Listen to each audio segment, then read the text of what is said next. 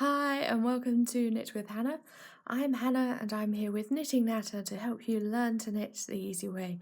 We're not knitting today, we're making pom-poms. And if you were with me last week, you saw that I created this loop stitch for the band of this hat. What we're going to do is create the pom-pom.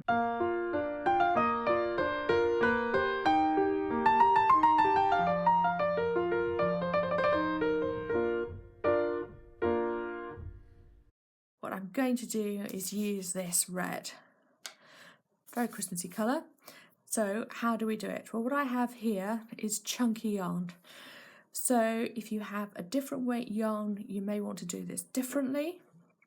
I certainly have different methods when I need to make pom-poms with different types of yarn, but I'm going to start off with this chunky. I'm going to leave about 12 inches hanging off the end there, and I'm going to pull quite a lot out of this ball here just to make sure I've got a good amount. I'll just see how I get on. I may need to pull out some more as I go. But here we are, that's 12 inches, and I'm going to use 4 fingers. Okay, and I need to hold the long length going to the ball in my hand, my right hand, and I'm going to wrap it around my left hand. So it's just going to start going like that. I have my fingers just loosely together. That's 4 fingers I'm using. And I'm going to try and count how many wraps I'm doing. So that's about 12. I'm going to do about 100 wraps.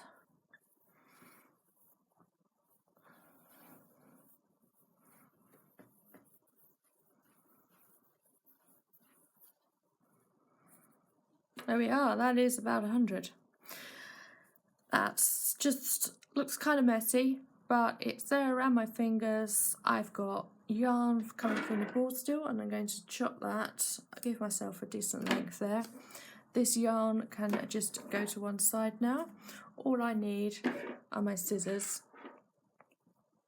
and what I'm going to do is just start the very slow process. I suggest you do this slowly so it doesn't all happen and you lose everything. Just take this yarn and wrap it very carefully. There you go. I'm going to hold that in my left hand around the middle of this. Oops, there we go. Around the middle of this bundle of yarn here. So there it is, it's coming out one end, it's coming out from the other end. I'm basically going to kind of put a belt around it. So I'm going to wrap it around, including one finger, and then where that finger's going around it, I'm just going to pull that through. I've got a starting point. That's just giving it a kind of a slip knot. I'm going to have to do that quite a few times just to create the effect that I'm looking for.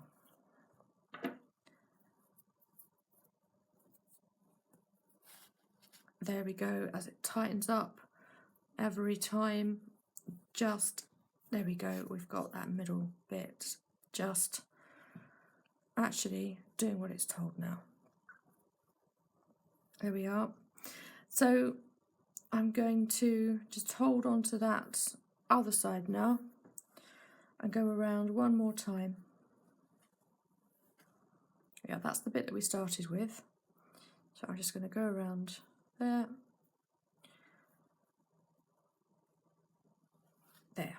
There we have that belt now, nice and tight around the middle. So we can now chop the ends, and we need to go through all of those loops. And yes, you have to take your time because you'll miss some, and you know, it's just a case of being patient, making sure that you find all of those loops that you've created by wrapping it all around your hand. Now this is a much faster method of making a pom-pom than I used to do when I was a child. It's faster than using one of those pom-pom machines, those plastic things you can get from haberdashery shops. So I would definitely recommend this. I certainly prefer it. There you go. Now that's, I've got to be careful because I've just chopped that original end off. So I need this one to whether it's being used to tie it to a hat or whether you're going to use it to tie it like a decoration. Maybe you'll use it as a decoration like that. But hold on to this and don't chop it off, otherwise you have to start the whole thing again probably. But now that I've chopped all of these loops almost, I just need to carefully take a look and start trimming it. That's what it's all about. It's just being a judge and saying, that kind of looks like a bit of a mess now. That is no way spherical. So just start chopping into it. And what I do like to do is, away from the long length, just hold it, and that will give you a really good idea of some of the bits. It's like when you're doing a haircut, I would imagine. I'm not a hairdresser, so I don't know these things, but look at that. You can really tell there that you just need to chop all of those bits that aren't the same length as the majority. Some of these bits are just far too long.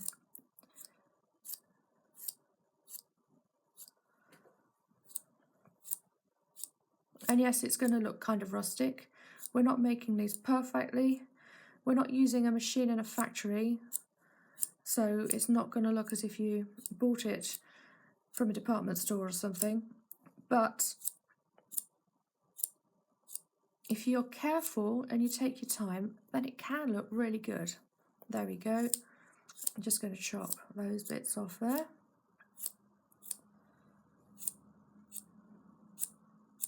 Really does depend on the yarn as well. Sometimes if you're using a chunky yarn, you may have to make one or two to just say, whenever I come back to using this yarn, I'll have to do that many wraps instead of that many. Maybe you want to do 120 instead of 100. But you can judge best. And remember, if this is going on a hat, then you're going to need a flat end to it anyway, so you can sew it on and it will actually sit there on the top of the hat. It's going to sit there, and actually you're not going to notice that part of it is flat, because you need it to be flat, otherwise you can't actually sew it onto the hat. So I'm going to sit here and carry on trimming just to make that bit actually look like a pom-pom. There you go. Keep teasing your fingers into it, kind of combing it. There we are. I think I've finished beautifying that. That's not a perfect pom-pom. The yarn, actually, because it was coming out of the centre of a ball and I hadn't used a large amount of it to knit with first, it's actually quite curly. So probably I would have been better off taking it from the outside of the yarn, the ball, rather than the inside. But once I just got my fingers in there and started to almost comb it, just like I'm showing you now, then it certainly started looking a bit better. I think that's a pretty good rustic kind of pom-pom, and that can go on the top of a hat, just like I've put one here. You can see those strands there on that are much straighter than the ones here. This one here is still kind of curly. But I think if I was doing this for a hat, and I'd already knitted the hat and the hat looked beautiful, I can't see why this wouldn't work. And like I say, you can make quite a few of these and use them as decorations. You'd probably want maybe 120 or 130 wraps rather than 100, but you'd then have all of the yarn coming up the top as well. So there you go. That's how you make a pom-pom, and make sure you've got this long strand ready to sew it to the top of your hat like that one. Okay, well, I do hope you'll join me again when I'll be giving you more knitting natter and more knitting tips. And please do go over to my website and see if you can find this. It won't be difficult to see. It's part of my Christmas collection, all there waiting for you. You can choose whichever colour you like. Wouldn't that be lovely, with a white band And of course the red or green hat if you want to make an elf hat for the winter. Right, okay. Thank you so much for joining me, and thank you for making this pom-pom with me.